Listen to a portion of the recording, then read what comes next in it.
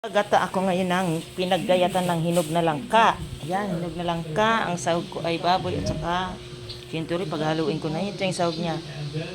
Tapos gata. Gisa ko muna yung bawang sibuyas, luya. Ay ano muna, yung pork muna para mag-brown siya. Lutuin mo ng mabuti.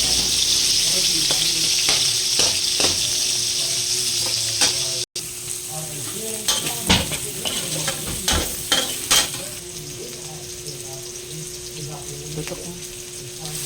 Tutok mo na. Yan ang sahog ng langka. Langkang hinog na gata.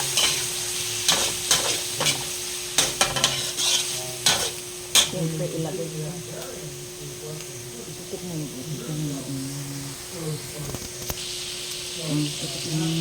Ayan yung langkang pinaggayatan namin.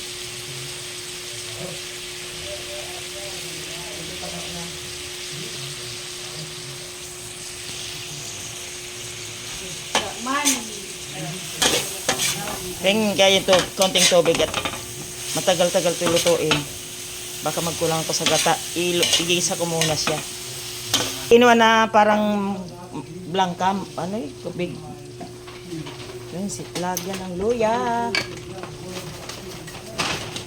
Lagyan natin ng gata. At takpan. Di ba ang dami na oh? Sayang, tatapon nyo.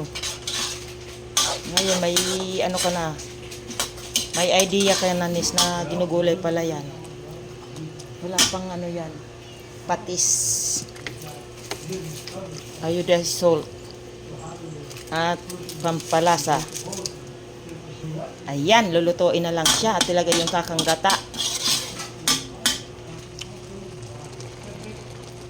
May kakang gata pa yan.